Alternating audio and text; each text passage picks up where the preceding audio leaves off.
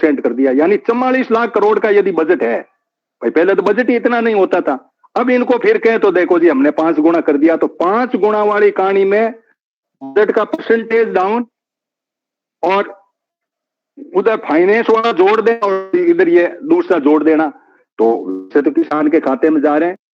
चीजें उनमें हमें ये पता होना चाहिए कि वास्तव में बढ़ा नहीं है। हमारी ये है कि हमें ध्यान होना चाहिए कि ये बजट एक्चुअली बढ़ा नहीं है, इसलिए का हमें गोली दी गई है कि बजट तो वही है तो पिछली सरकारें देती थी, मौका वो है, उसमें उल्टा परसेंटेज डाउन हुई है।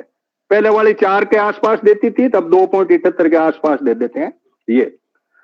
तो एक तो मैं ये बात आपके बीच में लाया, बाद में अब हम जा रहे हैं केसीसी के अंदर एक और गेम किया इन्होंने।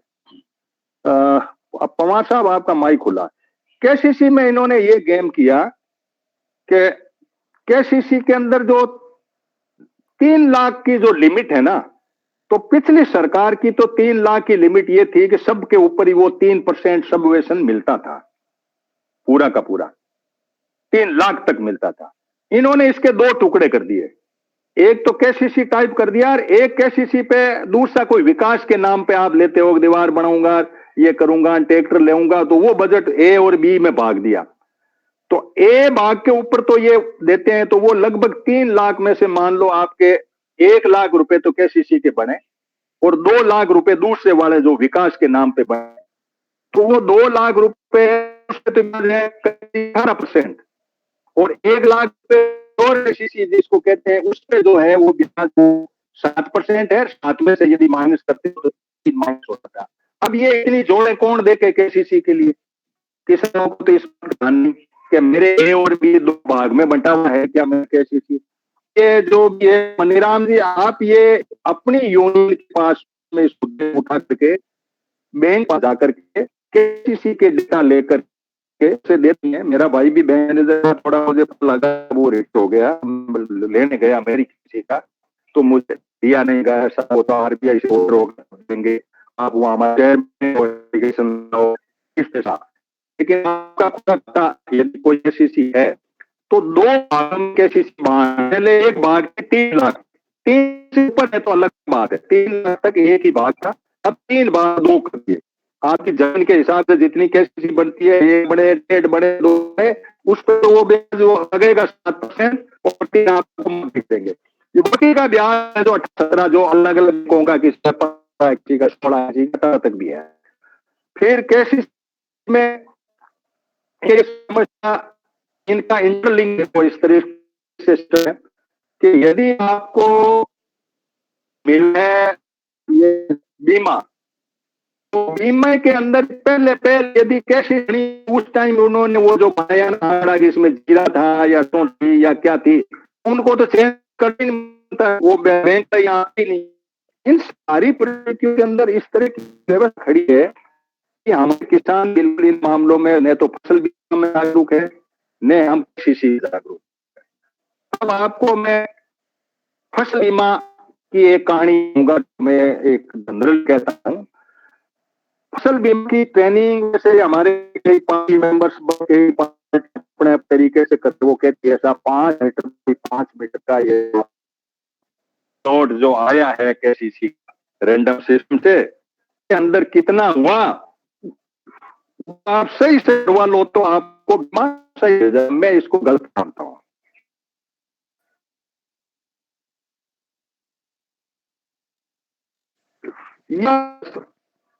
और पूरी दुनिया की भी है।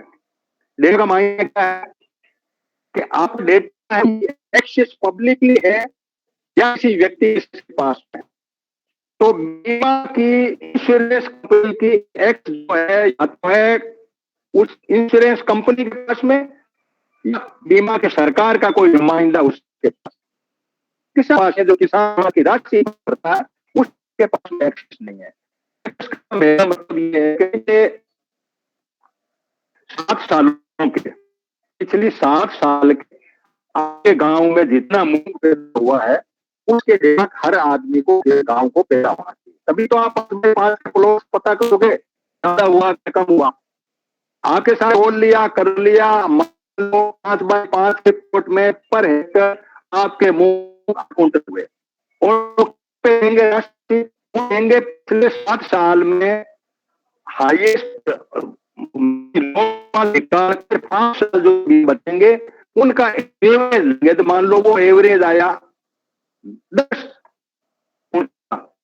वो आपको पता नहीं 10 है, वो क्या करेगा 8, तो वहां बैठी वो आती कंप्यूटर में आता वहां पे जो 10 है ना उसको चेक देगा, आपको क्या पता लगा। इसलिए कह रहा हूं कि जैसे आप पीडब्ल्यू के एक टोल बनाते हैं ना, टोल के मामले में ट्रैफिक की गणना के ऊपर टोल वसूल जाता है। इस रोड पे इतना ट्रैफिक है, इस रोड पे इतना ट्रैफिक है के कारण से आपको कोई ठेकेदार जो टोल वसूलेगा उसको 21 साल लेना है, 30 साल लेना है। कम ठीक है तो 30 साल की छूट होगी, ठीक ठाक है तो एक रैंक बना दिया भाई 5,000 इस पे ट्रक होगा तब इसको 21 साल होगा, 5 से कम होगा तो 30 ये लगेगा टैक्स। अब ये क्या सब ये डेटा तो है नहीं, पीडब्ल्यूडी के पास भी पीडब्ल्यूडी की जो नीचे की एजेंसी है वो हार्ड कॉपी में डेटा वो कंप्यूटर में चढ़ा में के पास भेजती है, वो एक्सेस उसके पास है। क्या कर रहा है कि ठेकेदार कितने पे 5 है तो 5 का तो सब 3 होता कि मेरे भी 7 घंटा को लूटने का अच्छा मौका मिल जाए तो उसको कुछ नहीं कर पड़ता, यूं बटन दबा 5 का 3 किया और खत्म। ये पूरे सिस्टम की व्यवस्था है, हमें इस के लिए नहीं करनी है ना, ये छोटी लेकर के करते रहो। पूरे देश में डेटा का डाला है जो पब्लिक से संबंधित, आपने राशि बीमा की, आपको डेटा पता है कितने मेरे गांव में मुंह पैदा होंगे, कितने मेरे गांव में सरसों पैदा वो जो पैदा होगी आपको पता ही नहीं, आप जाके पूछ जाते हैं कि भाई 5 के डेटा गांव में चिपका दो, फिर मैं 5x5 प्लॉट करूंगा मेरे सामने, और तब तो आपको मतलब बस कोई लेना देना नहीं। इसका मतलब ये हुआ कि ये जो गड़बड़ जाते हैं ये बहुत मायने रखते हैं। मान साहब भी आ गए हैं, एप्लीकेशन सिस्टम है, यानी इस बजट को इसको कहना दो, बजट भी महीना कौन योजना से करो। अब हम दोहरी क्या है कि के अंदर भी मैं आपसे ये किया कि इसी व्यवस्था के अंदर जिन लोगों के कोई लड़ाई हम लड़ाई लड़नी पड़ेगी, जहाँ कहीं भी फाइनेंस इन्वॉल्व, जहाँ कहीं भी हमारा पैसा इन्वॉल्व है उसके डेटा आम आदमी को जो पैसा देता है उसका गांव, पूरा गांव आपने तो पूरे गांव को पता होना चाहिए के बीमा के अंदर कौन सी का क्या डेटा है, लेकिन इसी के पास नहीं है। कंपनी को क्यों है, ये कंपनी के पास क्यों है, सरकार क्यों है, तीसरे हमारे नहीं है। तो ये एक मानस में सवाल जिसको हम लेंगे ये बजट अंदर। ये अब मैं बोल आ रहा हूं, एक तो मॉडिफाइड सबवेशन स्कीम 2016 मॉडिफाइड करके मैंने आपको किस तरीके है और करके और केसीसी को किस तरीके से करके वो बात आपको मैंने कही।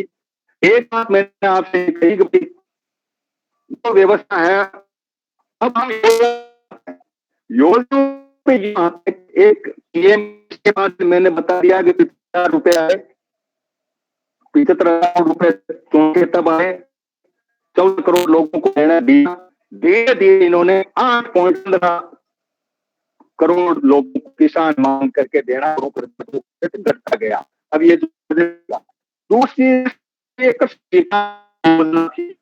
तो पीएम सिंचाई योजना पर मोट का मामले में ये सिंचाई विभाग के पास थी, लेकिन एग्रीकल्चर के ढांचे में जोड़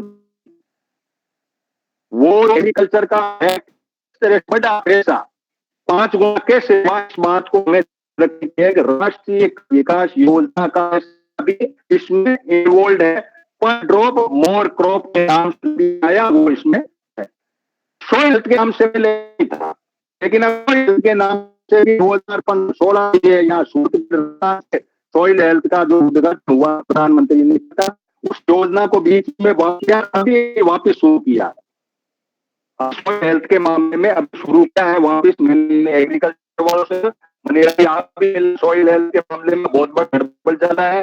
ये रैंडम सैंपल लेके पूरे गांव की हेल्थ का आपको सर्टिफिकेट दे देते हैं, कोई रिजल्ट नहीं है। एक है rain fade area development and climate change के नाम से बजट है, जो बजट भी एग्रीकल्चर के नाम है। वैसे तो एग्रीकल्चर का ठीक है। एक है पीएम फसल योजना, मैंने आपसे एक एमएस से भी बजट है, कितना खरीदेंगे। एमएस के अंदर एमआई किसानों को लड़नी है, ये कहा कि मार्केट इन्वेंशन स्कीम या 10% प्लस हो तो सरकार इंटरवेंशन करेगी। मार्केट इंटरवेंशन की स्कीम जो इस हरियाणा और एमपी के अंदर कुछ इन्होंने कुछ योजना का नाम है, बीच में गैप है उसका, उस तरीके से मार्केट में सरकार करेगी एमआईएस के नाम से, वो फंड भी इसमें आएगा। ये सारी बातें कुछ ऐसी है कि हाँ, किसान को पता होनी जरूरी है कि भाई सोलर वाला जो कुछ योजना आई तो इंडस्ट्री को मिला, हमारा आई तो इंडस्ट्री को क्या मिला, किसान, ये आज कुछ बिंदु है के ऊपर हम लोग जो है चिंतित नहीं रहते हैं। तो हम किसान मांगों के ऊपर, क्योंकि इनके तो देखो एक्स होते हैं फ्री, और के लोगों के तो ये लोग जो है वित्त मंत्री और प्रधानमंत्री खुद जाते हैं मांग देते हैं। किसान जो है रोड करते हैं, सड़कों पे हल करते हैं, अलग अलग ग्रुप में अलग अलग बटे हुए इसी तरह से होता है। लेकिन बिना अधूरेपन से हम बजट के गड़बड़ जाला, कृषि के गड़बड़ाला, फसल बीमा के अंदर गड़बड़ाला, इतने ये हेल्थ के अंदर नतीवाड़ा, इन लोग के अंदर हमारा किसी प्रकार से योगदान नहीं है। तो कई साथी और भी कई जुड़े हुए हैं। तो ये मैं आपको मान साहब जो डेटा करेंगे बजट में और क्या कैसे है उसके बारे में, और फिर सहारनपुर से हमारा जुड़े हैं और सोलाल जी जो है मिजोरम प्रोफेसर हैं मिजोरम यूनिवर्सिटी में, उनको भी राजस्थान से और भी कई साथी हैं जम्मू कश्मीर से जुड़े हुए फिलोसॉफी के हिसाब से लेंगे। यानी बजट किसी भी व्यक्ति के लिए, शिक्षा बजट यदि शिक्षा के विकास के लिए नहीं, इंडस्ट्री को हम अलग करके, मेरे को क्या है कई जगह ये सुनने को मिलता है कि ये इंडस्ट्री लेकिन इंटरलिंक होने बहुत जरूरी है। इंडस्ट्री यदि न कमा के अपने तरीके से जाए और जो प्राइमरी प्रोड्यूसर है फार्मर उसका ध्यान नहीं रखे, लोग हमारे बैंक से लिया, दोनों को यदि हम इंटरलिंक लेंगे, एक ही गाड़ी के दो पहिए, कोई व्यवस्था है, ये बेकार की व्यवस्था है, लोगों को बेवकूफ बनाने की व्यवस्था है। आप एग्रीकल्चर सेक्टर और इंडस्ट्री सेक्टर, तीन सेक्टर से जीडीपी बढ़े, हम कार्य सेक्टर आपको जोड़ रहा है, लेकिन एग्रीकल्चर सेक्टर और इंडस्ट्री सेक्टर उस रोड से जोड़ करके दो साल मानिए, सरकार पैसा दे तो उस तरीके से दे, इंडस्ट्री को मिले तो प्राइमरी प्रोड्यूसर को भी मिले, आलू की हो तो आलू वाले को भी मिले, चिप्स बना के खेत में पैक करने वाले को भी, एमआरपी वाले को मिले, एमएसपी वाले को भी मिले। ये व्यवस्था लागू करने के हम के ऊपर केंद्रित हैं। बजट का ध्यान रखें, बजट कहां से कहां कैसे पैसा जाता है, कौन से तरीके में बंटवारा होता है और क्या बढ़ जाला है, ऊपर हम हमारा विश्लेषण है। बजट 1 तारीख को आएगा, तब तक हम इन्हीं बातों पर शिक्षा के ऊपर भी आएंगे, स्टेट पर भी आएंगे, कृषि के ऊपर भी आए हैं। इस तरीके से ये बजट के जो आयाम है जिसको मेरे को बताया, तो हम आप लोगों के साथ करेंगे। हरियाणा से सुरेश जी देवाल भी जुड़े हैं, धन्यवाद। अब माशा मैं आपसे निवेदन कहूँ कुछ डेटाबेस बात करें ताकि हम इस बात को सकते। धन्यवाद, नमस्ते सभी। आज जो अपन कृषि से संबंधित विश्लेषण है कि बजट कितना मिलता है कृषि कि भारत का जो 23-24 बजट प्रस्तुत किया गया 1 फरवरी 2023 को, उसमें कुल बजट 35 करीब करोड़ का बजट पेश किया था, जिसमें कृषि से संबंधित डिमांड एक और डिमांड नंबर 2 का मुख्य रूप से है, जिसके लिए उन्होंने 1.25 लाख करोड़ का बजट दिया था। तो ये बजट किस पे होता है, इसमें अलग-अलग विभाग हैं इसके, एक मतलब किसानों के लिए उसके लिए, और दूसरा रिसर्च, खेती से संबंधित रिसर्च और एजुकेशन, राणा 2 भागों में बाँट रखा हो, गिड्डमा 1 और 2 को।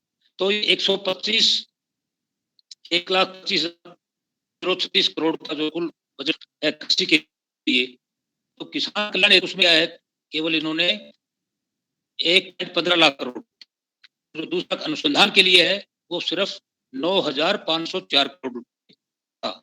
इसमें भी अभी तक पूरा खर्च नहीं हुआ है। जैसे कि पता पिछले दिनों बहस चल रही थी कि पिछले 5 साल में कृषि के बजट को 1 लाख से ज़्यादा सरेंडर करना पड़ा। पर क्यों नहीं किया? इसके कई रीज़न है। तो मुख्यतः सरकार ने एक आया कि पिछले साल, जैसे मैं बता दूं कितना सरेंडर किया है। जैसे 18-19 में सरेंडर शुरू किया, हालांकि 2012 से ही थोड़ा-थोड़ा सरेंडर करते रहे कांग्रेस के टाइम भी, क्योंकि ये काफ़ी पहले कांग्रेस के टाइम में 2500 करोड़ बजट था, वो होके 125 लाख करोड़ तक पहुँच गया कृषि का। तो गवर्नमेंट ने कहा कि देखो हमने 5 गुना का बढ़ा दिया, लेकिन एक्चुअली क्या बढ़ाया, कितना खर्च किया? वो तो महँगाई बढ़ती है, टोटल बजट ही बढ़ा है, उसका हम टोटल बजट से परसेंटेज करते हैं, तो जैसे 45 लाख करोड़ का बजट है पूरे इसका, उसमें कृषि के लिए तो 2% ही आता है, 2.7 कुछ है परसेंटेज इसका, तो बहुत कम है एक तरह से देखा है। दूसरे में काफ़ी है, दूसरों में जैसे डिफेंस में 8 है, एजुकेशन और पेंशन सर्विस इसमें 4% है। तो कई ऐसी चीज़ें हैं, रेवेन्यू ज़्यादा खर्चा है। जबकि कृषि के ऊपर आज की तारीख में 42% लोगों को कृषि रोज़गार देती है, उस कृषि पे निर्भर हैं लोग। पहले ये बड़ा आंकड़ा आज से 50 साल में 80% को देती थी, फिर 70% हुआ, 60% हुआ। जो है तो कि गवर्नमेंट की पॉलिसियों से अंतर्राष्ट्रीय आर्थिक नीतियाँ हैं, उसके कारण कृषि पे ध्यान कम दे रहे हैं। सभी देशों की स्थिति हालाँकि अपने देश की भी, लोग शहरों की तरफ के उद्योग की तरफ लेबर को ले जाने के लिए कि कृषि से हटा के उनका ध्यान शहरों की तरफ ले जाने लग रहे हैं। अब फिर भी 42% लोग कृषि पर निर्भर हैं, उनको एक तरह से कृषि से रोज़गार मिला है। लेकिन उसकी आमदनी देखें, तो प्रति किसान अब 27 पर डे आ रहा है। एक किसान उसमें क्या खाएगा, क्या करेगा? तो इसमें इस जो भी कारण रहा हो, जैसे सिलेंडर की 2018 से पूरे 21,043 जो है हज़ार इन्होंने करोड़ रुपए सिलेंडर किए। 19-20 में 34,518 करोड़ सिलेंडर दिए, और ये 20-21 में 23,824 करोड़। 21-22 में बहुत किया नामात्र का 5,152 करोड़ हुआ है, तो काफ़ी तो काम लिया उसमें तो हालाँकि, और 22 में 30,000 करोड़ का सिलेंडर करते, तो ये चारों पाँचों सिलेंडर को मिलाते हैं तो 1 लाख और 5,550 करोड़ की आता है। ये है ग्रांट नंबर 1 का। ग्रांट नंबर 2 है, उसमें इन्होंने, क्योंकि वो तो ग्रांट वो कम ही था, वो तो वैसे ही कम उसकी है, 9,504 ही करोड़ था उसका, उसमें भी फिर भी इन्होंने लाखों रुपए जो है वो सरेंडर कर दिए। जबकि सबसे ज़्यादा ज़रूरत हमें कृषि उनकी अध्ययन करने की है, रिसर्च करने की है, उसको बढ़ावा देने के लिए ज़्यादा खर्चा करना चाहिए, लेकिन उसमें भी सरेंडर कर दिया।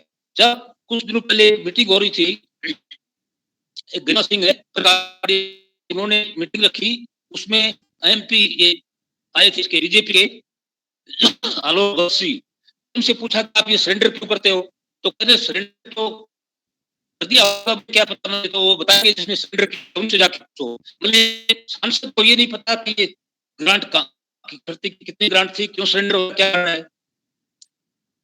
उनसे जब सवाल पूछा तो उन्होंने कहा कि हाँ, ये सरेंडर तो कुछ चीज़ों में कृषि में काम लेना चाहिए था सरेंडर करके, क्योंकि कृषि में भी स्कीम इसमें खास जो पहला है किसान, जो ये पीएम निधि है, इसको पीएम सम्मान निधि कहते हैं, मतलब टोटल 2,000 रुपए साल 6,000, इसको 12,000 करने जा रहे हैं। उसमें 3 है मतलब किस्में, तो एक तो किसान ये 6,000 साल के देते हैं किसान को, 12 करोड़, अब वो कम वो फिगर, क्योंकि इनके का रिकॉर्ड नहीं देता खेती में, इनके जो नियम है उनमें कुछ किसान नहीं आते। 14 करोड़ का पहले कहा था कि इनको देंगे, लेकिन धीरे-धीरे अब करीब 8.5 करोड़ लोगों को, ये किसानों को सब्सिडी मिलती है। मतलब ये किसान सम्मान निधि 6,000 रुपए साल की। के कई उन्होंने दूसरा जो ऋण का बताया, ऋण में सब्सिडी देते हैं। किसान आपने ले लिया ऋण, मान लो बैंक लेती है 7% ब्याज, तो 3% उसका किसान को सरकार देगी। मैं थोड़ा सा मान साहब आपको रोक कर रहा हूँ। एक सवाल जो आप पॉइंट से जुड़े हुए हैं, इसलिए हमारे श्रोताओं को सुनने को मिलेगा कि इस बात में जो सरेंडर हुआ, उस सरेंडर को एप्रोप्रिएशन ऑफ बजट का करना है। तो ज्यादा ध्यान नहीं है, लेकिन बजट का एप्रोप्रिएशन एक तो उस डिमांड में एप्रोप्रिएशन होगा या उससे निर्माण की उम्र को दिया जा सकता है। किसको दिया जा सकता है?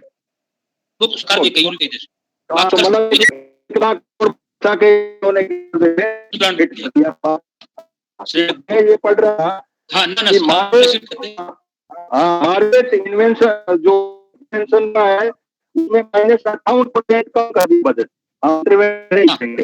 लेकिन वो जो इनका है इंफ्रास्ट्रक्चर का है, एग्रीकल्चर का, उसके अंदर इन्होंने 1% लेट दिया।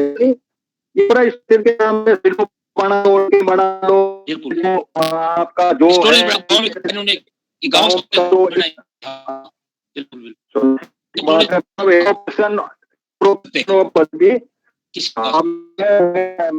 पवार साहब के पास में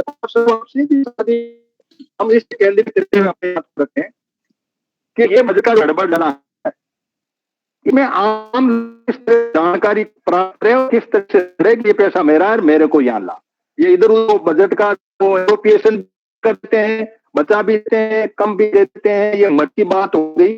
जो है भाई 2.70 पे लाके छोड़ दिए, तो इस पे आप क्या चिंतन करते हैं, बताइए। सबको नमस्कार साहब। ये जो कृषि पे हम बात करते हैं, तो सरकार बना रही है, जो कुछ कर रही है वो इतना है ही नहीं जितना हम सब कर रहे हैं। पहली बात तो ये है कि जो सरकार का आमद है, जिसको वो अपने प्राप्तियों दिखाए हैं, वो एक टैक्स हो गया या इनकम टैक्स हो गया, लेकिन ये लोन दिया है किसानों और उस पर से ये ब्याज वसूल कर रहे हैं, वो करीब 12 लाख करोड़ के आसपास है। तो आप मतलब ये हमारे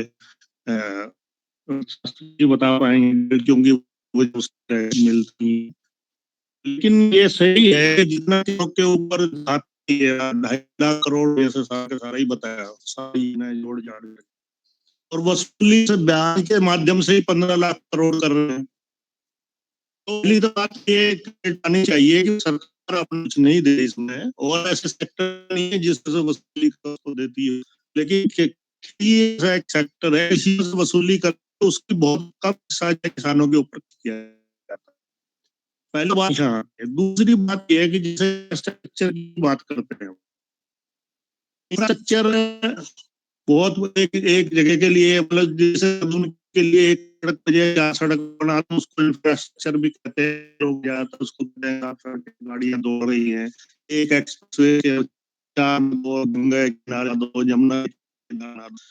लेकिन अगर हम जाएं कृषि से संबंधित, चूंकि हम किसान हैं, इसकी बात करेंगे, आप ये जो यील्ड है, जो खेती यील्ड है, चूंकि पंजाब में 18% जो है इरिगेटेड लैंड है, तो वहाँ की यील्ड है वो ये पंजाब की है 3880 पर हेक्टेयर, और उत्तर प्रदेश में 72% रह जाता है, तो वहाँ यील्ड आती है 2720, और आज जाते जाते वो 67% रह जाता है, तो हो जाती है 2020।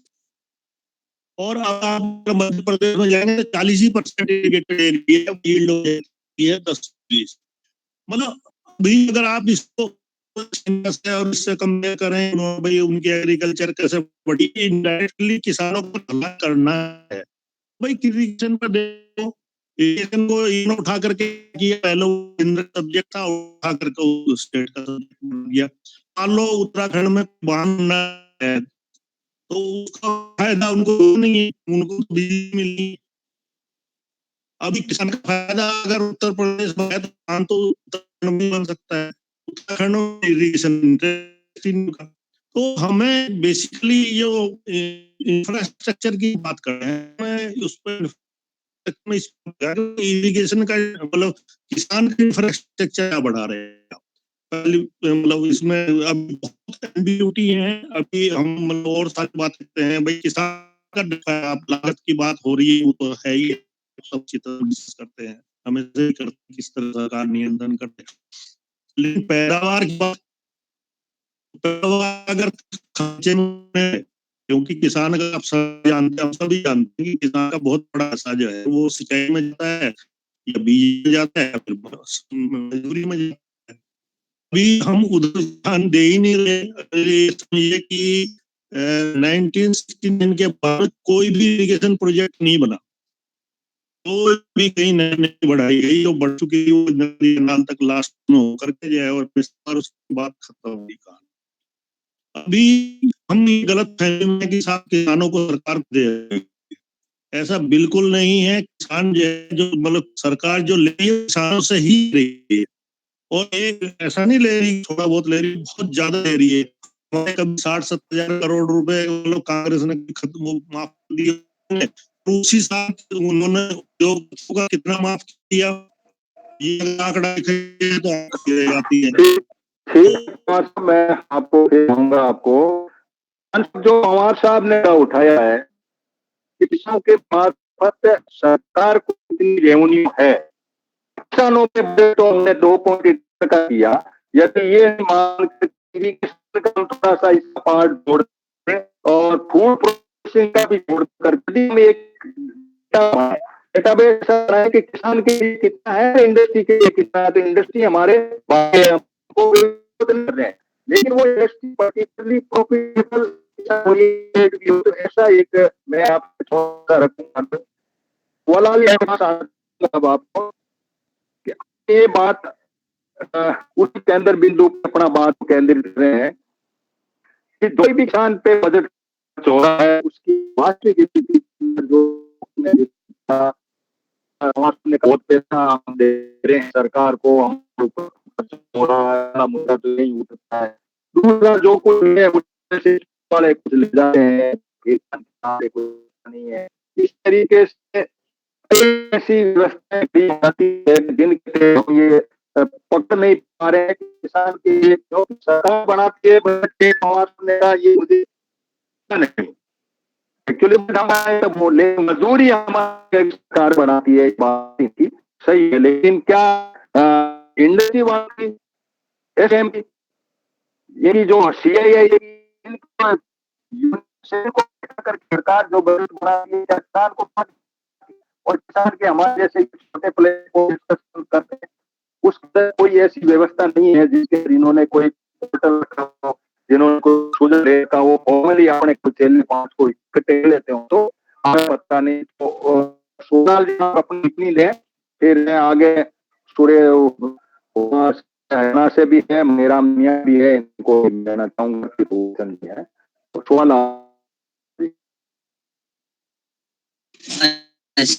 नहीं, मेरे को उतना है इस चीज का बजट का, लेकिन ये मानता हूँ कि भारत में ये आर्थिक सुधार किए वर्ल्ड बैंक IMF के इंस्ट्रूमेंट पॉलिसी प्रेशर सब, तो उससे भारत में 1990 की बात है जब बजट पेश किया गया था, तो उस समय एग्रीकल्चर 1 नंबर चैप्टर होता था सब्जेक्ट वाइज बजट,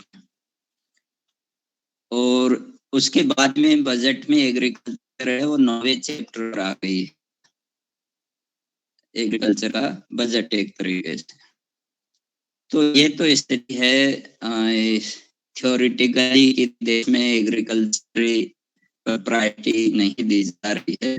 बजट में भी 1 नंबर चैप्टर कह सकते 9 नंबर पर है।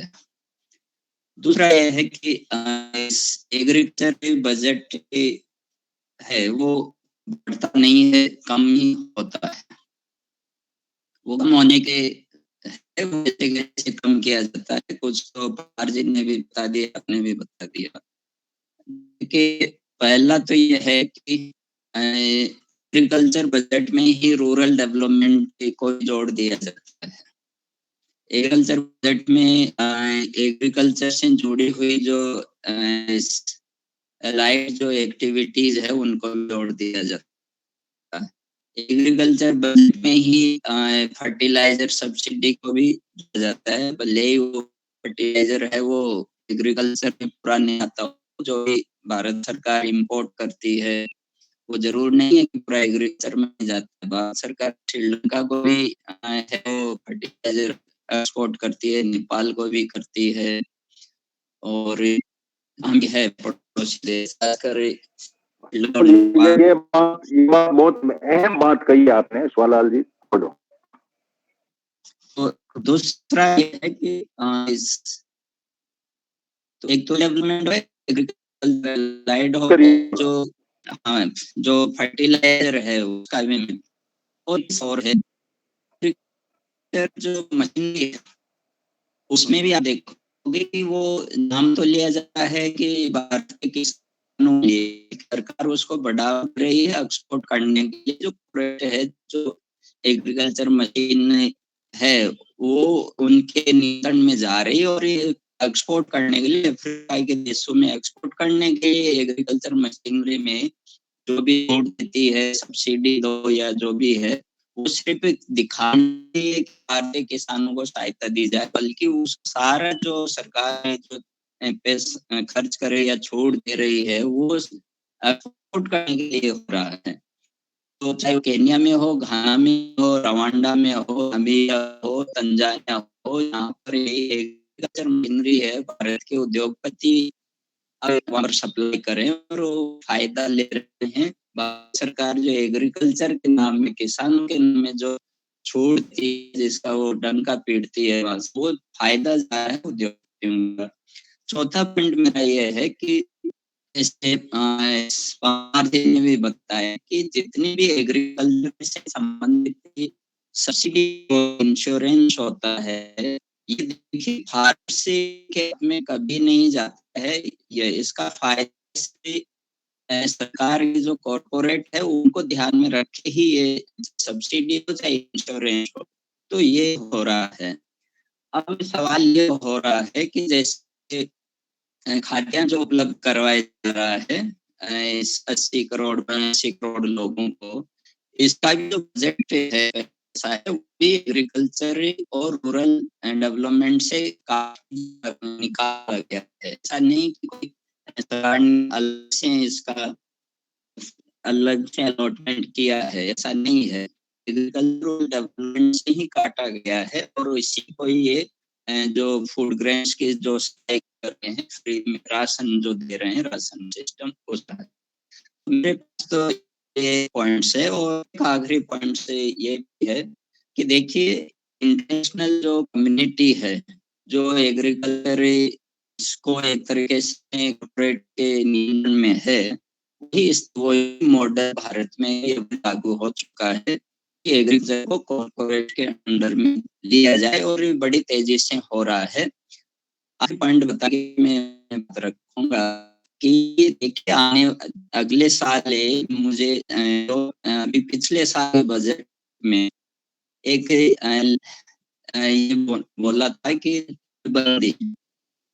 लैंड बंदी के नाम पर, मतलब कि लैंड बंदी जैसे नोटबंदी हुई थी, लैंड बंदी के नाम पर अभी पहले बजट में ये प्रोविजन किया गया था कि लैंड बंदी की जाए। तो लैंड बंदी का मतलब ये है कि जिन लोगों के पास जमीन है, अगर वो रजिस्ट्री उनके नाम में नहीं है, उनको सरकार है वो मतलब प्राइवेट कंपनी के स्टाफ को अपॉइंट करके उनके आधार पर उनका कागज बनवाएगी। तो जो व्यक्ति अगर जिसके हाथ में उस लैंड का जिस पर वो रहता है या खेती करता काम में लेता है, अगर उसके हाथ में है उसका कोई कागज या कोई भी पट्टा, तो उसकी मानी जाएगी, नहीं तो उसमें वो अधिक कर ली जाएगी, अधिक कर लिया जाएगा। ये व्यवस्था होने वाली है अगले साल लैंड के नाम से। चलो, बहुत धन्यवाद सोनाल जी। मैं रूपचंद जी मुझसे जुड़े हुए हैं। रूप मैं इसमें ये बात लेकर के आया हूँ कि पहली बात तो आप ग्रुप मानता है किसानों का बजट हो। हमने एक बार विश्लेषण किया किसानों के, किसान लिफाफे में हमको क्या लिफाफा किसान के नाम बजट करें 30% तक होता है। एक पूरी मीटिंग हमने डिस्कशन की थी, जैसे वाले ज्वाला जी ने बात की, इसी तरह से इधर उधर घुमा घूमो हो जाता है। खेत में से एक नदी है, नहर चल रही है, तो नहीं हो रही, लेकिन वो होता है कि ये किया गया कहानी हुई थी और करीब 30% बजट ये भारत सरकार का भी है। और दूसरा जो वर्ल्ड एरा जो है, जो न्यू वर्ल्ड का कंसेप्ट है, वो कई सालों से चल रहा है, वो की तरफ जा रहा है कि को घोषित करके किसी तरीके से इस सेक्टर में लाया जाए, एग्रीकल्चर सेक्टर और कॉर्पोरेट के हवाले कर जाए, तो ये लगभग होता है। इसको किस तरीके से एक होना है, टेबल पे लोग सोचते और इस बात को छोड़े मांगने से कोई लेना देना तो बगाना आ रहे, मांग के सिवाय कम से कम ये अगर हम पे कि तुम्हारा वाला है से कमा के खा रहे, तुम इस वेतन में हो और इस डेटा जो है कैसे बजट से जुड़े लोग और बढ़ करके बनाया जाए जैसी के डिस्कशन। तो रूपचंद जी इस टिप्पणी किस दिशा में बढ़े, बजट तो क्या है, हमारी जान छोड़ दो, हम तरीके से बच सकते हैं और व्यवस्थाएं लफड़े में हम फंसे पड़े हैं, तो क्या करें, इसके ऊपर आप अपनी जम्मू से। नमस्कार, आवाज आ रही है? हाँ ये अच्छा, तो अभी 19 तारीख को मीटिंग वर्ल्ड इकोनॉमिक फोरम की, तो वर्ल्ड इकोनॉमिक फोरम में जो नए कुछ पॉलिसी आई हैं, उस पॉलिसी को कुछ क्रिटिकल लोगों ने नए एंगल से मार्कआउट किया है।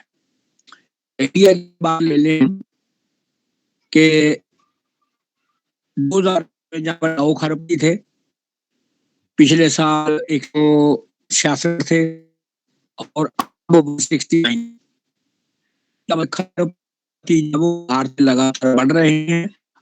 और उधर से इन्होंने लोगों को गरीबी रेखा के नीचे से गरीबी रेखा से निकाला है।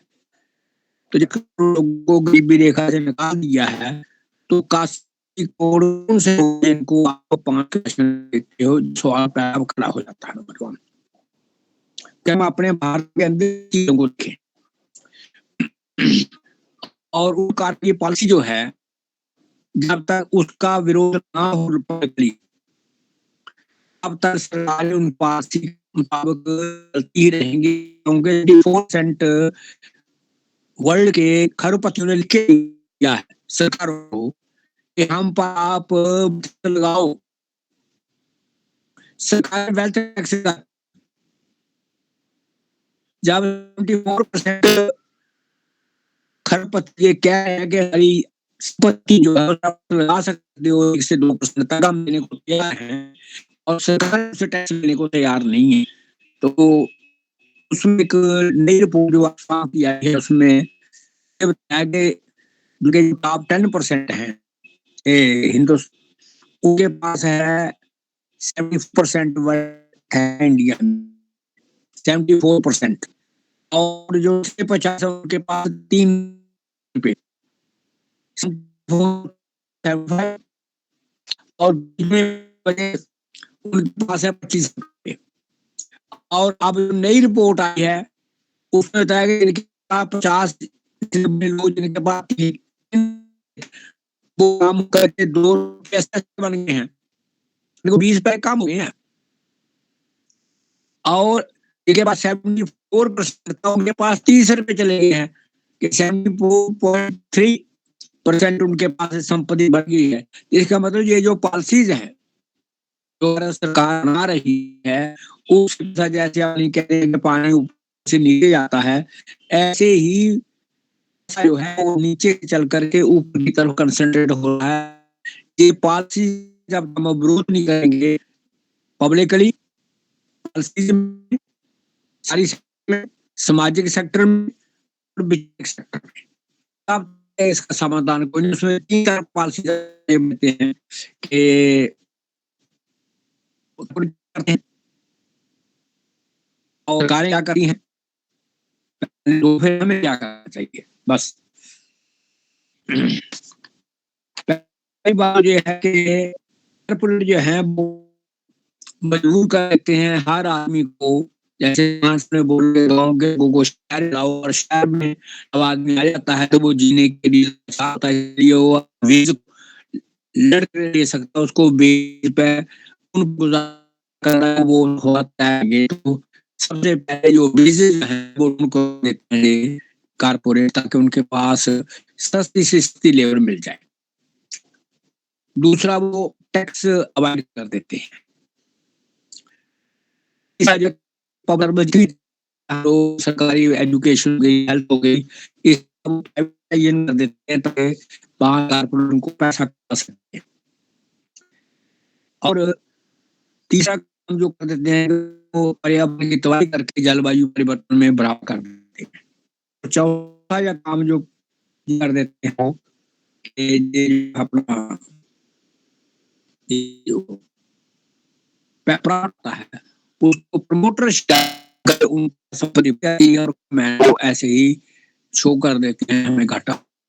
इस 5 पॉलिसी वजह से कारपोरेट के पास पैसा लगातार बढ़ रहा है, चेक है ना बैल है। सारे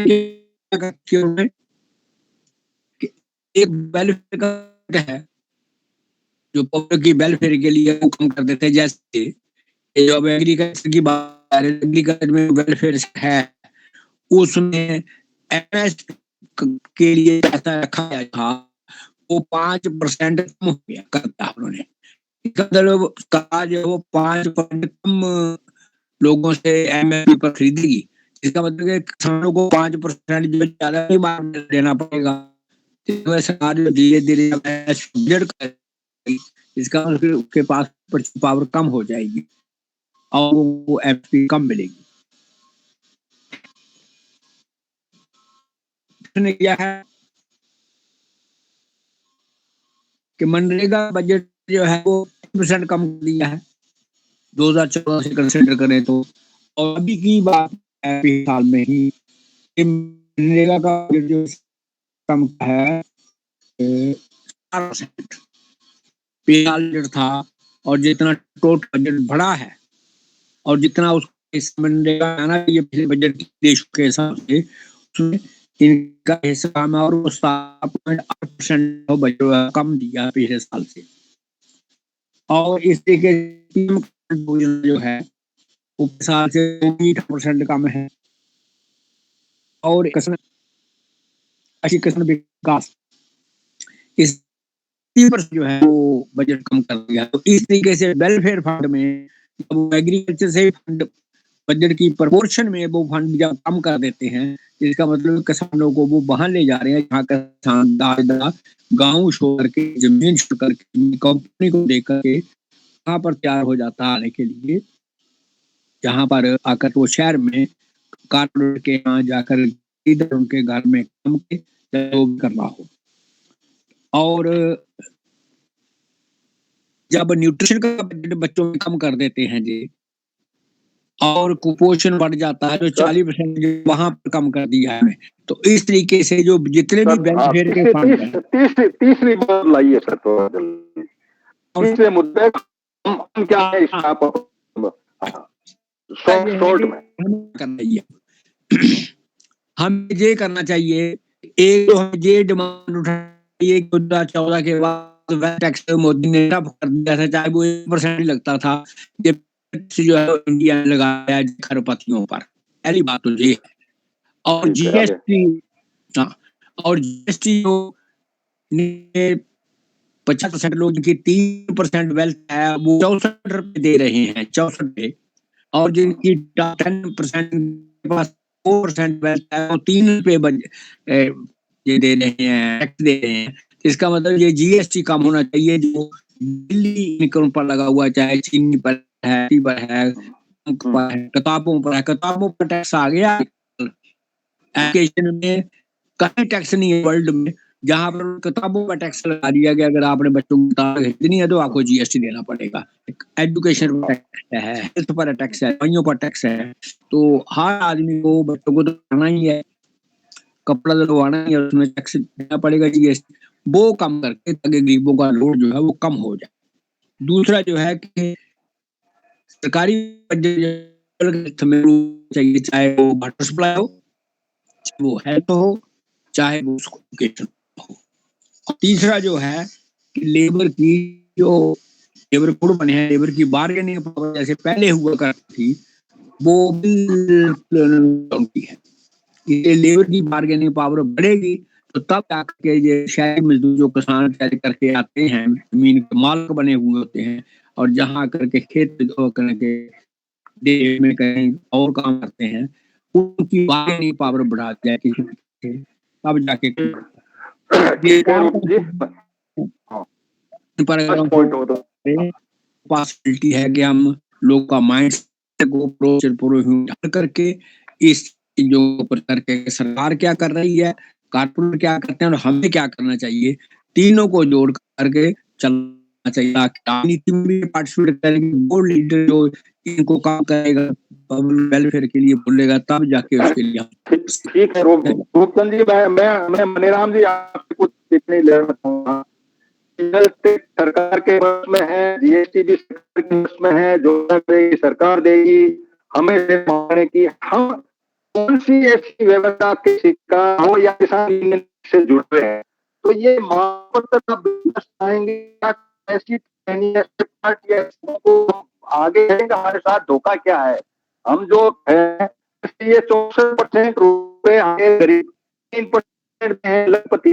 इसको जो हम मांग के बजाय राइट्स लड़के कोई बात करें में अपनी दे, हम किधर एक बात बजट की बात के तो सीधा सा है कि सीधा 22 रुपए खजाने में और सामने सा जनता है, तो किसको प्रायोरिटी तो देखो करनी पड़ती, प्रायोरिटी जो है वो उसको दी जाए। तो मैं कह रहा हूं कि तुम ये कोई योजना जो थी, जो समाज भी था, राज्यों का भी था, तो कृषि को प्रधानता रही। कोई कि जीवन का सवाल, तो जीवन जिंदा रहने की इतनी अहम आप दूसरे इंफ्रास्ट्रक्चर के बगैर काम कर सकते हो, सबको मालूम है काम के बगैर नहीं। तो अन्नदाता जिसको कहा गया, आज वो दाता भीख दाता उसको तो देने वाला था, तो से जमीन से कुत्ते के सामने ट्रेसर करके अपना श्रम करके वो दे रहा था, नहीं कि वो दे रहा था। उसकी अपना लाख के अंदर उसी उसको तो देना छोड़ दो।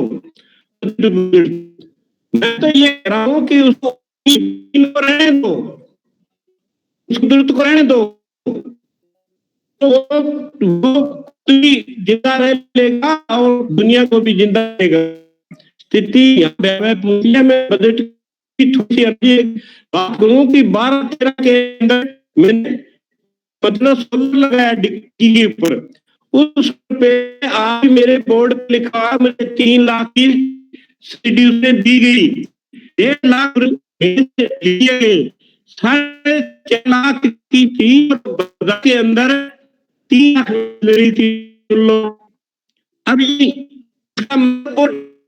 ऊपर का था वो इसको गया, यानी 1.5 मेरे 3 सरकार 4.5 हुए, बाजार में 3 मिल रही थी। तो अब लोगों को जो भी है वो समझ है कि अब हड़ है उधार इसी कंपनियों को लेने पड़ेंगे और बिल उसी का देना पड़ेगा। क्योंकि किसान को क्यों सीधी सब्सिडी यही खाद का ये ब्रेक कर। दूसरा ये कह रहा हूँ कि ये रासायनिक खेती है और खेती इसी को पूरी तरीके से बदला दे और इसके लिए जिस तरीके से एक गांव स्तर पर जो जो रासायनिक खेती का पूरा स्ट्रक्चर जो ढांचा खड़ा किया है उसके बताया ऐसे के ऐसे सारा कुदरती खेती का एक स्ट्रक्चर चाहिए तो पर्याप्त में और मतलब उसकी भी जो है वो भी क्वालिटी होगी वो हो सकती है संभव है। बहुत सारे कर रहे हैं कर रहे हैं उस बात इस की योजना में जरूरत है किसानों के से तो ये बिल्कुल बनना चाहिए कि 60-65% आपका गाँव में सिटी में रोजगार सर्विस सेक्टर कहीं आज भी खेती के रोजगार है तो प्राप्त नहीं है सीधा केंद्र और राज्य सरकारें अपने अपने 50% के पर कुदरती वो होना चाहिए। ये ठीक है राम जी ने कई सोचे मैं सुरेश केशव के पास जाने से थोड़ी टिप्पणी करूं कि एक रिपोर्ट की है दुनिया के अंदर भारत के किसान ही किसान है जो घाटे में खेती कर रहे हैं। दुनिया पूरी के अंदर किसानों की सर्वे हुई इसके अंदर ये पाया कि भारत के किसान इतने सब हैं तो घाटे में खेती कर रहे हैं। एक बात तो ये रिपोर्ट है पूरे वर्ल्ड की ये सब रिपोर्ट हुई। दूसरी बात है दुनिया के अमेरिका जैसे ऑस्ट्रेलिया जैसे देश हैं उन्होंने ग्रीन बॉक्स नाम से जो सब्सिडी है ब्लू बॉक्स के नाम से सब्सिडी है वो सब्सिडी देते हैं नहीं दे रहे हैं। ये हरियाणा यूनियन में अभी आप लोग आप लोग मेहनत कर रहे हो भी कर रहे हो और बीच में ये सब्सिडी भारत के किसान को नहीं दी जा रही है कि किसान में खेती करता है उसको बचाने के लिए एक ये जो सब्सिडी के ये मेथड है जिसमें कि हम यहाँ 15,000 की सब्सिडी है और वहाँ 20 लाख की है 150 गुना अमेरिका 250 गुना की सब्सिडी है तो कैसे घाटा तो वहां है यदि वो सब्सिडी नहीं दे तो ये जो सब्सिडी का धंधा है वो सब्सिडी ये ऊपर की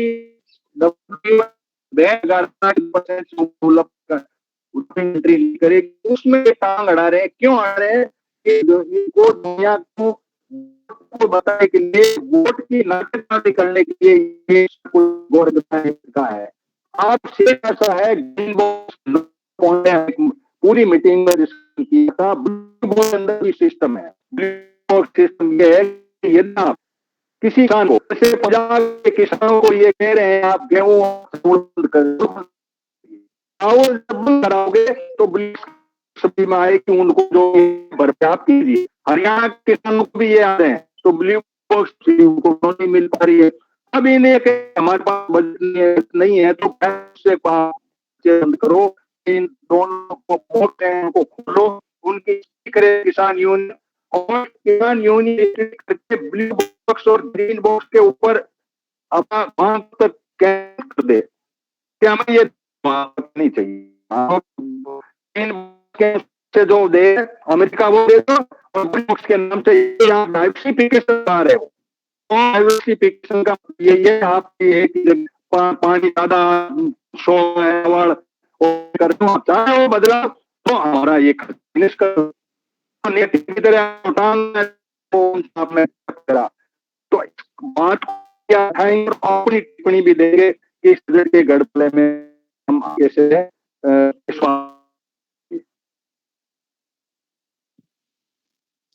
नमस्कार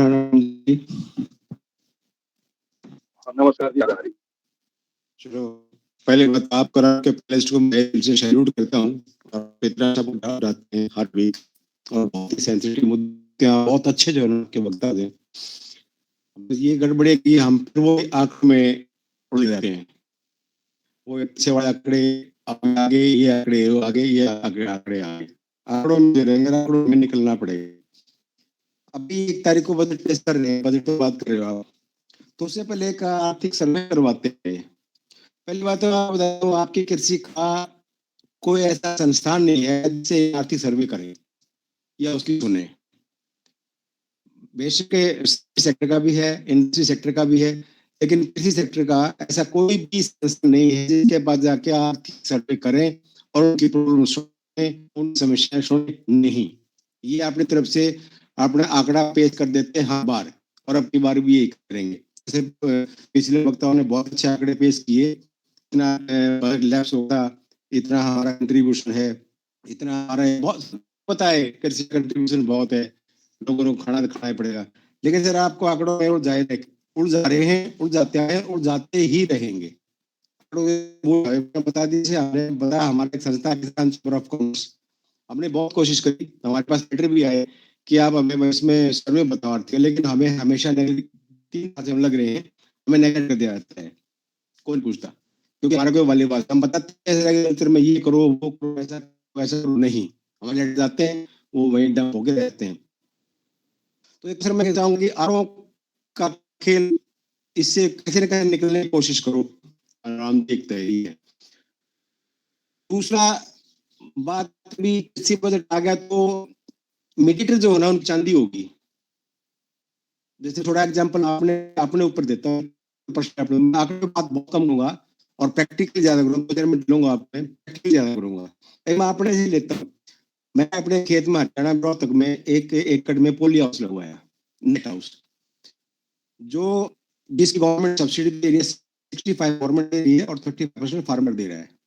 बड़ा अच्छा लगता है, 65 तो गवर्नमेंट दे देगी, 35% हम देंगे, बड़ा किसान खुश होता है। मैंने खुद, और ये एक्सपेरिमेंट करने के लिए थी, तो सर उसका कॉस्ट आया 27 लाख रुपए टोटल।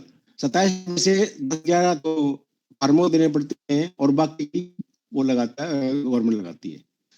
मेरे सर पूरा सेटअप हो गया, लग गया, बड़ा अच्छा लगा, बड़ा अच्छा लगा, बहुत अच्छा हुआ। फिर बाद में मैंने उसकी वैल्यू करवाई उस इंफ्रास्ट्रक्चर की, जितने फार्मर के लगे थे मेरे जो 11-12 लाख रुपए थे, सिर्फ उतने की वैल्यू है वो। इसको समझिए प्लीज, इस चीज में आपको स्कीम उदाहरण दे रहा हूँ, हर स्कीम में भी है। 27 लाख रुपए गवर्नमेंट के अकाउंट से निकल गए, 27 लाख रुपए का सुरेश देशवाल पे यहाँ पे हमने एकड़ में पोली हाउस लगवा दिया, ठीक है, लगवा दिया भाई, कॉन्ट्रैक्टर के पास आ गई। लेकिन जब उसकी मैंने ऑफिशियल वैल्यूएशन करवाई, ऑफिशियल भी भाई कितने कारण है, सर्व समय मेरे पैसे 11 से भी 11.5-12 पैसे लग रहे हो। और ये इस स्कीम की बात नहीं कर रहे हैं, ये हॉर्टिकल्चर स्कीम कंसर्न है, हर स्कीम में ऐसा होगा आगे आप। तो एक तो बजट आते ही मीडिएटरों की बात खिल जाती है, मजा आ गया, बजट आ गया भाई, अब की बात इतना होगा। ये इसमें कह रहे हमें हर बात, और आप क्या कर रही है ऐसे, जैसे जो ना अभी पीछे से एक रिपोर्ट है, एस्टीमेट बनाया इन्होंने डिस्ट्रिक्ट वाइज, हर डिस्ट्रिक्ट में किसानों को जो मौसम की जानकारी देंगे, काफी करोड़ बजट लगा, अभी वो सारे बंद कर दिए, तकरीबन 199 थे। ये बजट क्या बता रहा हूँ मैं, बजट लगाया और बंद कर दिए। आप भी राजस्थान में देख लो, और भी कई लोग यहाँ बंदे बैठे हैं, आपके जो ऑफिस में एक भी कृषि ऑफिस में, कृषि के दफ्तरों में पूरी एम्प्लॉयमेंट नहीं है, आदमी है ही नहीं इनके पास, करते ही नहीं, बजट को इधर उधर जाते हैं।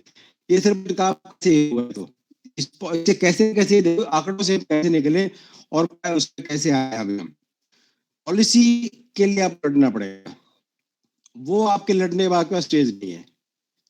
फर्स्ट अटेम्प्ट आप करना पड़ेगा पॉलिसी पे लड़ने के लिए, ये पॉलिसी हमारे लिए फिट नहीं है, हमारे लिए नहीं है, उस लड़ने के लिए आपके पास कोई प्लेटफॉर्म नहीं है।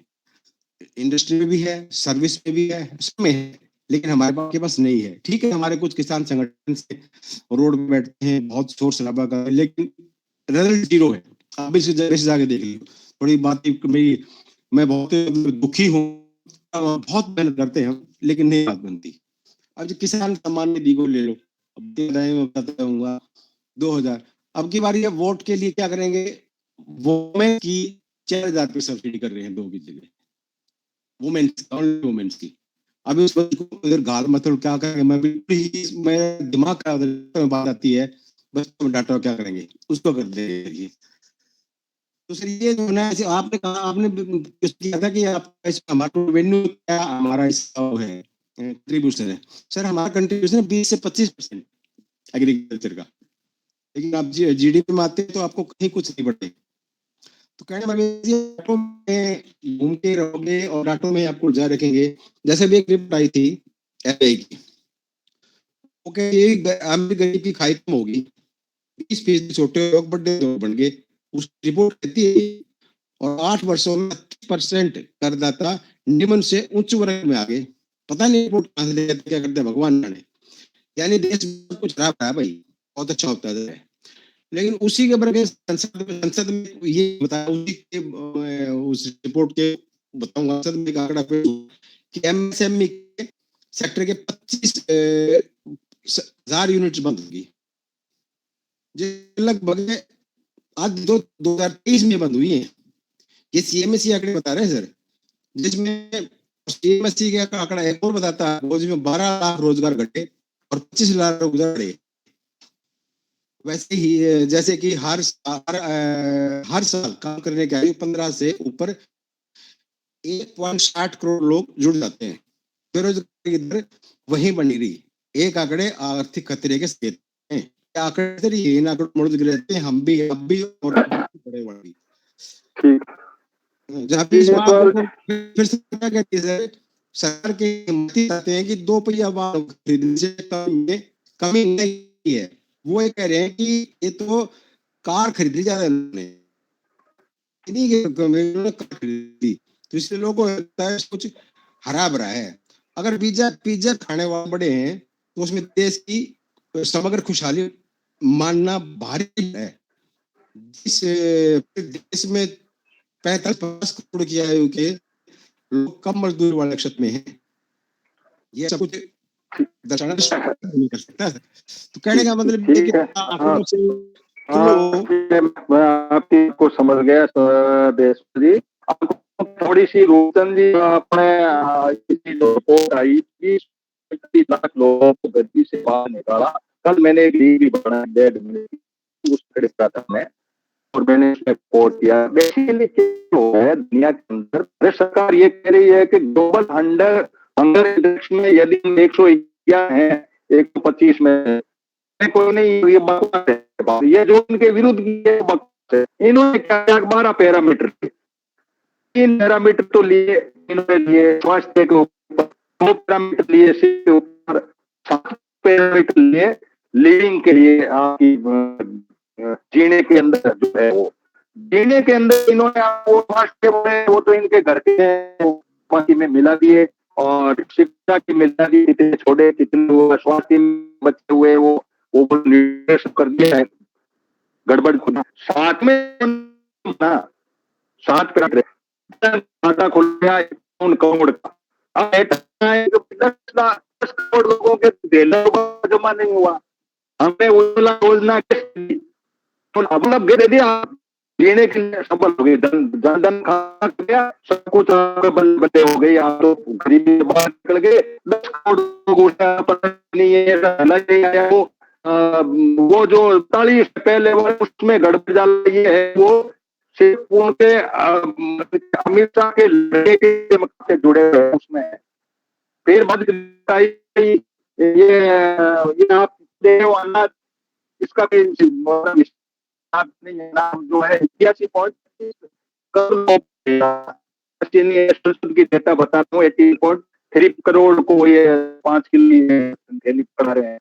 अब उस बाद में जिसके पास है, अभी मोबाइल हुआ, जन खाते में हमारे पास नहीं है, गैस सिलेंडर तुमने 10 करोड़ जिससे देखो 4.15 करोड़ ने वापस भराया ही नहीं। और ये इस तरीके के आंकड़े करके जोड़ लाके 24 नहीं 24 को कह दिया है पीछे जो है कि कह रहे थे ये सारे है, मतलब कि ये हो रहे हैं, ये आप सही कह रहे हैं, आप गड़बड़ाला पूरा पूरा हम जो एक्टिविस्ट लोग हैं वो उसमें क्या है। अब मेरे साथ भी साथी जुड़े हुए हैं, वो अपने व्यू पॉइंट दें, क्योंकि टाइम 20 मिनट हमारे पास बचे हैं।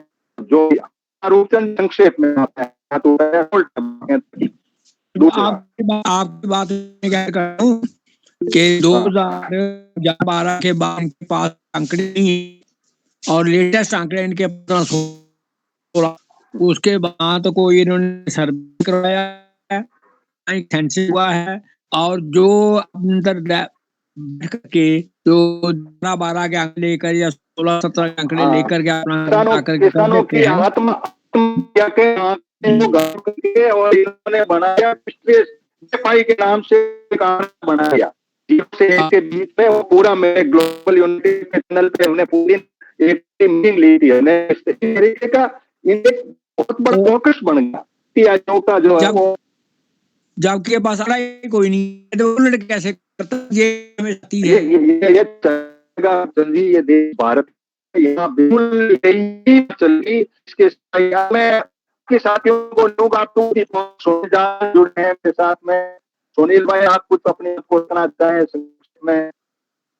नंदराम जुड़े हुए हैं, डीपी सिंह है यूपी से, बाउंड्री कठनिया है और अरविंद जी है और राणा जी है यूपी से। तो संक्षेप में बात को रखें, मैं पैनलिस्ट से जवाब दे पाऊं जो भी है।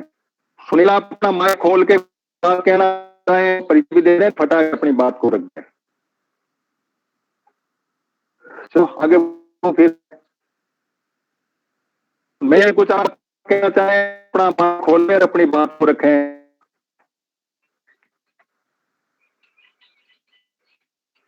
राणा जी आप खेती वालों के मॉलर के बीज से माल मार रहे हैं और हम किसान जाते हैं, आप हम सबको क्या बढ़िया तो हो रही है सर। अभी की बात नहीं सुनेंगे जय श्री राम के अलावा। बिल्कुल ये हालत हो गई है, अभी दिन आदमी गली गली घूमते हैं, किसके घर पे क्या बड़ा झंडा लगा। अच्छा हाँ किसने लगाए कि डीपी में चल रहा है, मतलब सभी ध्यान रहे उसमें चले आ जाए आप, लफड़ा नहीं होगा। इतनी बुरी हालत मैंने कभी नहीं दी। और कल तो मैं मतलब आपको बताऊं, हमारे मध्य प्रदेश में तो मुख्यमंत्री जी ने सर्कुलर जारी करके स्कूलों की रेटिंग कर, यदि बात करूं तो में जो 22 स्कूल है सरकारी और जो प्राइवेट स्कूल है, सभी को मजबूरी में जय श्री राम जो 6 साल के बच्चे और 8-10 साल के बच्चों को झंडा पकड़ा जय श्री राम पूरा। चलो ठीक है रामनारायण जी, अमृतकाल है और अमृतकाल हम विश्व राष्ट्र कर रहे हैं। मैं 8-300 कानून से बात कर रहा हूँ, भाई भगवान श्री राम में कभी भी चले जाना, अपन कुछ खेती की बात कर रहे हो सुनने को तैयार नहीं। कभी कभी तो मुसलमान घोषित कर देते हैं, तुम मुसलमान हो। अरे मैंने कहा मेरे घर रामदास की मैं रोज पूजा करता हूँ, जाके करूँ। कोई किसान सर सुनने को तैयार नहीं है, कोई प्रजा सुनने को तैयार नहीं, सब पीड़े हैं। मतलब जैसे भगवान राम क्या आएगा डीजे से मेरे को तो 5,000 करोड़ का तो कपड़े का व्यवसाय हो गया अभी कलर कपड़े का, हजारों प्रिंटिंग प्रेस ने मजे ले लिए। ये तबका चल रहा है, पूरा व्यापारीकरण हो गया। हमारे बाजार में सजी पड़ी है झंडे बैनर पोस्टर, उसके ऐसे लोग अब जनता भी क्या देना पड़ा हमें मंदिर में। अब मेरे दान चल रही है, मैं किसी को देता, लेकिन वो मेरे लाइन में रहना, चैनल में रहना, इस परिवार में रहना, मोहल्ले में, तो मजबूरी में। नहीं तो वास्तव में समझ गया मैं आपके दुख दर्द को। व्यापारियों को जो भी फायदा दिया जा रहा है उनसे वापिस जा रहा है, ये देश की आपकी बात का मैं दूरी पे पहुंच गया। को मैंने किसान के व्यापारी जैसे ऑर्डर कर रहे थे ना, व्यापारी में से ले जाते हैं, ने कहा, मनीराम जी कहा, उनको चंदा देना पड़ता है सरकार की किसी लेके इधर घूमना पड़ता है। हाँ, इधर आपको वो खर्चा झेलना पड़ता है, वो बंगलो कपड़े में उसमें सारा लोगों का खर्चा है। में इनको पकड़ लगी बिना यदि कोई इसमें जो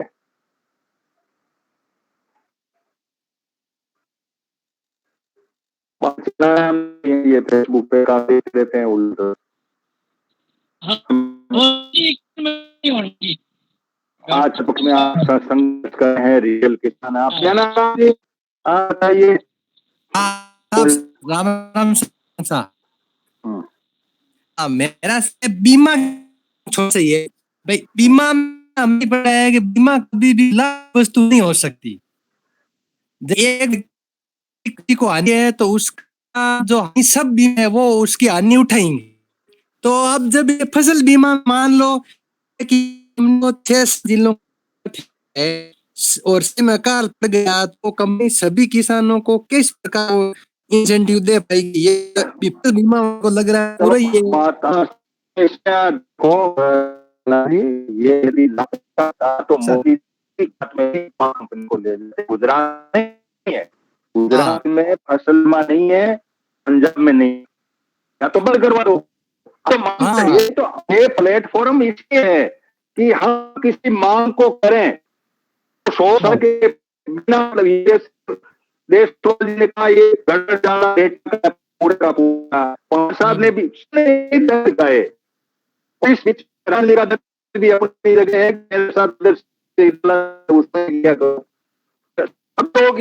पे आते हैं, बात तो रखते हैं, उसी लाइन करते हैं और उसी लाइन सोचते हैं। लेकिन हमारा बहुत सीमित दायरा है और बीमा बहुत गुजरात के लोग कंपनी को लेते, गुजरात की सरकारी कंपनी के तहत होता है, सरकार में होना चाहिए। हमारी मांग ये हो कि गवर्नमेंट की कंपनी हो तो ठीक है, बीमा हम नहीं करेंगे, ऐसा आंदोलन उस तरीके के कर रहे हैं। हमने दूसरी जो बातें हैं उसके ऊपर हम करते हैं। पवन काशनिया साहब बहुत अच्छा मीटिंग और सभी लोगों ने जानकारी दी, लेकिन घूम फिर के बात आती अब हम क्या करें, हमारी भूमिका कौन करेगा, हम क्या करें। और हमारी सर ने बहुत अच्छी बात कही कि आंकड़ों में उलझ जाते हैं और केवल आंकड़ों के विश्लेषण से चीजें क्लियर हो रही है, लेकिन कोई धरातल पर हम स्टेप क्या है, क्या हम एक ही 150 200 आगे इकट्ठे होकर एक संगठन होते हैं?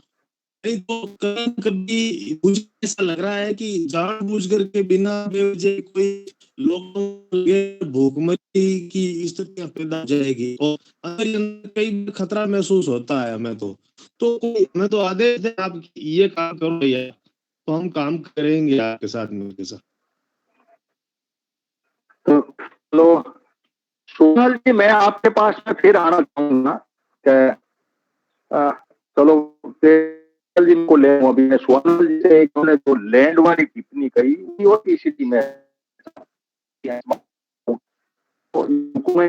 हिसाब से मेरे कुछ में थोड़ा सा अपने काम करने हैं या ऐसा कुछ आया इस वजह से अपनी ट्रेड है टेक्नोलॉजी और सोनल ये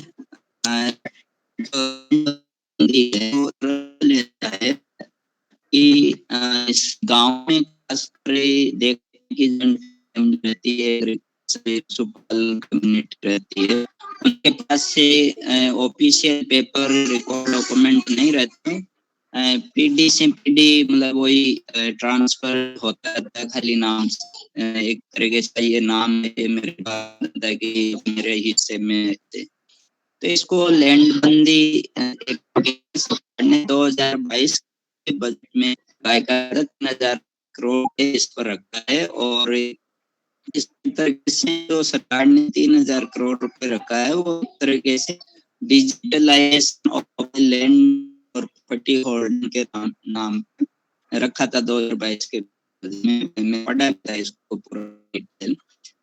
तो उसमें ही था कि अभी इसको इम्प्लीमेंट करेंगे अगले साल से और इसका मकसद ये होगा कि पहले तो जिनके पास कोई ऑफिशियल रिकॉर्ड नहीं है, पेपर डॉक्यूमेंट नहीं है, उनकी जमीन का क्या होगा और उसमें नहीं, क्या होगा? मैं थोड़ा सोनाली में आपको रोक दूं। एक योजना भाई वाले स्वामित्व के नाम से आई थी। स्वामित्व योजना की आबादी की जमीन को ड्रोन करके और इनको पट्टे देने ताकि बैंक ले सके। स्वामित्व योजना के नाम से है। आबादी की योजना अलग होती है और आबादी की जमीन अगर लैंड का कोई मेरे ध्यान में नहीं आया, तब मैंने ये सवाल करा। आबादी जमीन के बारे में इन्होंने ये योजना चालू की थी और 17 गाड़ियों के अंदर मेरे गांव में पट्टे है, हरियाणा और वो पट्टे जब आपके पास आ जाएंगे तो आप पट्टे बैंक से लोन ले दोगे स्वामित्व योजना पर। जो और था जो यूपी में इनको प्रदान किया, उस पावर को छीन करके और इन्होंने सेंटर में अपना पावर हाथ में ले लिया इस जमीन पे करने के लिए। तो एक तो ये है, इस आपको ये क्या डॉक्यूमेंट ऐसा कोई ऐसा? बोलूंगा, हाँ बोल दो। इसमें सोना वाले में देखो क्या है कि इन्होंने ड्रोन घुमाया है और जो पट्टी ने हाँ। तो पकड़ेंगे और की जो धार है उन्होंने आपके क्षेत्र में उसको पूछ, ये लोग उसको विवादित भूमि में डाल रहे हैं। वो आबादी भूमि नहीं है ना, ये भूमि ना भाड़ी, ये आबादी कन्वर्ट होगी, कन्वर्ट नहीं हुई है। नहीं, ये विवादित भूमि में डाल रहे हैं। कोई खेतों की तो बात अलग है। हाँ, वो मैं समझ गया। तो सुनो मेरी बात देखो, जैसे मेरा घर वो गया तो उस समय तो वो जमीन ऐसी पड़ी रहती। आप देखो, मैं समझ गया आपकी लाइन कैसे समझ गया मैंने। इस पे आप लैंड खड़ी रहती है जो गवर्नमेंट लैंड कहलाती है, लेकिन गवर्नमेंट लैंड आबादी नहीं होती है, वो सरकार खाते में होती है, इसलिए वो झगड़ा बात है। आपको पता है पटवारी और राज्य अलग से आप कुछ बताए बात को पहले दो पहले। हाँ चलो ठीक है। तो सवाल चाह रहे थे असल में था और एक था, इतनी अच्छी बातें करते हैं, लॉजिक की बातें करते हैं, ठीक बातें करते हैं। मैं चाहता हूँ सरकार के साथ आप कॉरेस्पॉन्डेंस करो, ताबड़तोड़ कॉरेस्पॉन्डेंस करो, 2-3 सप्ताह बढ़ा के पैरेलल पे आपको सब रिजल्ट मिलेगा। देखो मैं समझता हूँ शायद आप करते भी होंगे। मैं सरकार के नजदीक नहीं जाता, मैं कैबिनेट दल जाता हूँ। जब तक मैं खुद की सरकार नहीं बनती या मंत्रिमंडल की, तब तक मैं सरकार की लिफ्ट नहीं मारता। मुझे पता है सरकार सिर्फ खरीदती है, लोगों को ब्लैकमेल मुझे दे देगी या मैं ब्लैकमेल बेटियों के नजदीक मुझे खुले मंच पे मेरा गवर्नमेंट बन जाए जो भेड़ों के ऐड की तरह, उनकी जनता आवाज सुननी शुरू कर दे। मंच को इतना हम लोग, हमारा हर बात है वो डेटाबेस, हर बात में जैसे ग्रुप सीपीएम का एक ग्रुप है जिसको हम बिल्कुल किसी सरकार के नजदीक दे हुए बिल्कुल डेटा स्टडी तक पहुंचना चाहते हैं, लेकिन हमारे पास रिसोर्स, हमारी प्रॉब्लम ये है कि हमारे पास फंड नहीं है, रिसोर्स भी नहीं है। ये लोग भी लगते हैं, मैं भी लग रहा हूँ, मैं इनका ही पार्ट हूँ तरह से।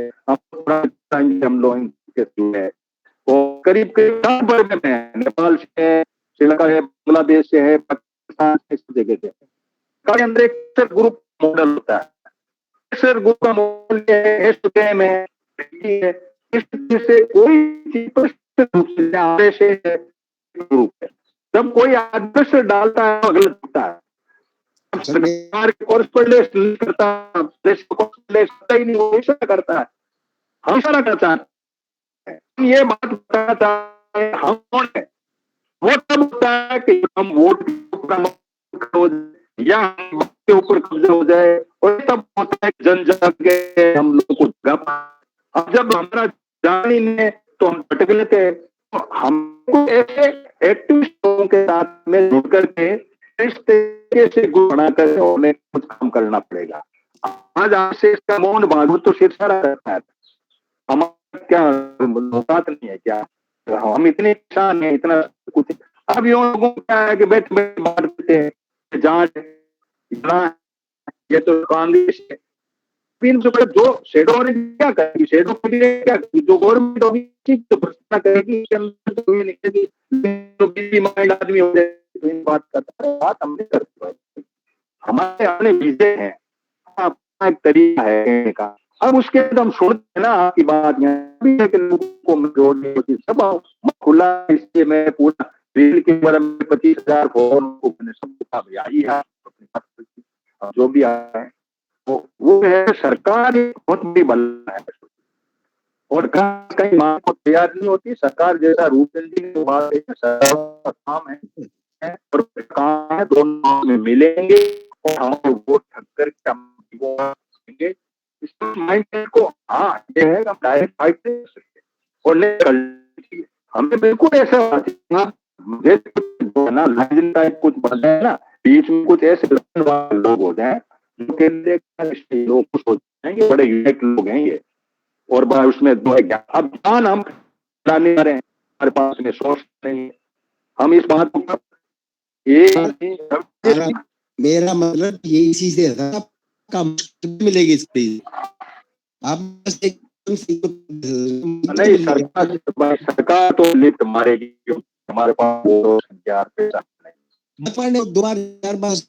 वैसे आने तो वैसे लिखने में हमें कोई प्रॉब्लम नहीं, ये बात हाँ नहीं बिल्कुल। वो तो मैंने बनाया, वो तो मैंने बना कि भाई कहना चाहता हूँ 25 साल का लगातार अनुभव है और 10,000 लोगों के साथ में सारा डेटा करने का, सब लेने का, सब मांगे करने का, लगातार कुछ नहीं निकला। बेसिक मूल में जब तक समझ नहीं बढ़ेगी। मैं आपको बताऊं, 5 युद्ध लड़ने वाले लोगों में हैं। राम प्रसाद जी हैं, मनीष पूनिया युद्ध है, रामनानी बिजनेस कर रहे हैं, हमारे साथ लड़ रहे हैं जी, मान लो ये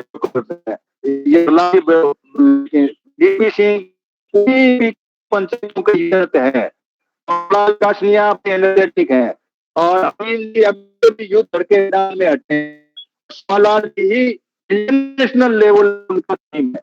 ये सारी बात हमने कि आप सही कह रहे हैं कि ये बात भी वहां पहुंचनी चाहिए। जो मैंने कहा वो रूपचंद चले गए बना, इसलिए मैंने कहा भाई हम जो है ब्लू बुक्स और ग्रीन की मांग करें ये बात, क्योंकि सरकार कड़ी है ना भाई, जैसे तुम कुछ नहीं हो, कुछ ऐसा मान नहीं सकते, हमारी क्या है। लेकिन जब तक सरकार मानती नहीं है, जब तक बना लें जो इंटेलिजेंट मोटर पर हो, और वो कहते हैं कि भाई इनकी बात दुनिया मानने की, ये कह दिया इस ग्रुप ने, उस रिफाइन वे में हम बता रहे हैं। कोई करते टोकता हूँ बीच, क्यों टोकता हूँ, मैं कोई खुदा तो नहीं हूँ इस ग्रुप का, खुदा तो नहीं, मैं मतलब जी आप रुक जाए, चाहता हूँ हर व्यक्ति में कुछ बात है, बाकी एक व्यक्ति का बात नहीं कर सकता था, मैं बात तो कौन, लेकिन हर आदमी इसमें इन्वॉल्व हो। इसलिए मैं चाह रहा हूँ कि आपका भी एक मंच है, आप बनेराम जी से मिलो, मेरे साथ भी मिलो, क्या यहाँ पे इन्वॉल्व, ये पूरा कर रहे थे स्वामी योजना वाला जो पूरा है, कुआलाल जी भी बहुत अच्छे थिंक टैंक है, मिजो में है, पूरा इंटरनेशनल लेवल पे डेटा देते हैं, हमें बड़ी खुशी भी हुई है। लेकिन हमारे पास में हाथ पांव मार रहे हैं, बात क्या है, हमें लिखना चाहिए आपकी मुसलमान, हमें लिखना चाहिए। और मैं तो ये कहूंगा कि जैसे यहाँ की वैज्ञानिक जोड़ रखे हैं, कल को हमारी मीटिंग थी, अगर ना जैसे यूएनएपी वैज्ञानिक हैं, कई लोग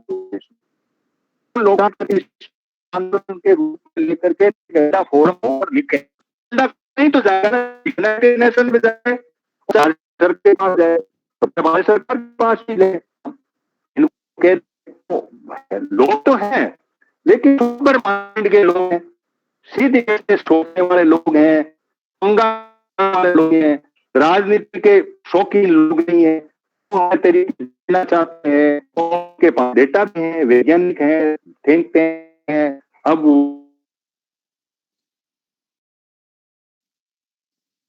भी 19 रूपचंद जी टेपिंग पे हुई है, उनकी दुनिया ही अलग है। वो डिजिटल करेंसी ला रहे हैं, पिछले वर्ल्ड इकोनॉमी में उन्होंने कहा डिजिटल करेंसी में इतने एक लिमिट बनेंगे, इसके बाद जो रुपए होंगे वो अपने आप जाएंगे। वो जो उसमें वो माल खरीदोगे भाई, हमको कोई माल कोई चीज बनाए और तुम खरीदो ही नहीं, ऐसे तो दिख रहे हैं। ये जो लोग आपने इतने दावों के नाम गिन दिए, वो कर रहे उनका आउट जो है उसमें कॉन्फिडेंस होता है, हमारे विरुद्ध होता है। फिर मेरा तो नहीं, आप बढ़ो आगे बढ़ो तो आप आते हैं इसको हर बार इनको अगली बार आएंगे। आप मेरे हम लोग आते हैं, आप कुछ आगे बढ़ेंगे, हमसे आगे हमारे पास नॉलेज होगा, वो आप कर। मैं आप हरियाणा दूर नहीं है, हाल ही आपके हाथ में, और जो भी होगा इसमें आपको ग्रीन बॉक्स और ब्लू बॉक्स की डिमांड ही बना के हम तो आपको देंगे कि ये कष्ट होता, या तो हम इस मार नहीं निकले तो ये नो क्यों नहीं है, वो आप ग्रीन बॉक्स क्यों नहीं दे रही है, सरकार के साथ ही होगा, ग्रीन बॉक्स देंगे। अगर जो है ना आपकी जॉब में एक एग्जीबिशन है और उसमें हमारा मिला आज में, मतलब टोटली इनका वही है कि जो है ना एग्जीबिशन में इंडस्ट्रीज को कैसे फायदा पहुंचाए। और मेरे सुवालाल जी है ना, ये जो मेयर के पास के है, हो सकता है सुवालाल जी यहाँ से के पास है, बिल्कुल सुरेश जी आपसे मैं जो इस हिसाब से मेरी बात हुई थी और वहाँ पे धार्म कैसे ना कराया नहीं, हमने काफी कोशिश की है, आप कोशिश कर रहे हो, ये कह रहे हैं आपको करूँगी यार, हम कुछ करें हम किसी राजनीति का हिस्सा बने या सरकार के पीछे के नहीं कोई के पाए, मेरा मतलब की फोर पे कैसे हो सर, ये फॉर्म बस करना मतलब तो मेरी दोस्ती ये फॉर्म में मेरी कोई वो नहीं, बिल्कुल सही कह रहे हैं आप, लेकिन कर लिए आपने दो बिल्कुल ठीक कहते हैं, हम एक मीटिंग कर लेंगे, आप के साथ कर लेंगे, जो यूनिवर्सिटी समाज जुड़े हैं उनको मिलेंगे, डॉक्टर मेल और को भी साथ मिलेंगे, के लोग हैं उनको भी लेंगे, ऐसा मिलकर करना पड़ेगा। नेक्स्ट मंथ हमारे चैम्बर की मीटिंग है के साथ है, नहीं कोर ग्रुप की मीटिंग एक बार हो रहा है, कभी भी आप बुलाओ हम आ जाएंगे, हम अपने भागी किसी दुख नहीं देते, सारे लोग जितने मैं छोड़ता हूँ सब मेरा मतलब इमोशंस में रहता हूँ, कभी ऐसी चीजें टॉपिक लेते हैं सारी बात है, लेकिन क्या कहूँ मेरे पास मेरा मिले सर, अब तो मैं 4 घंटे पढ़ लेता हूँ, देता हूँ मेरे पास क्या करें, तो ठीक है आज का सेशन पूरा होगा, किसी की और किसी की बच गए, आप सर कुछ कहना चाहे तो अपनी बात जरूर सर।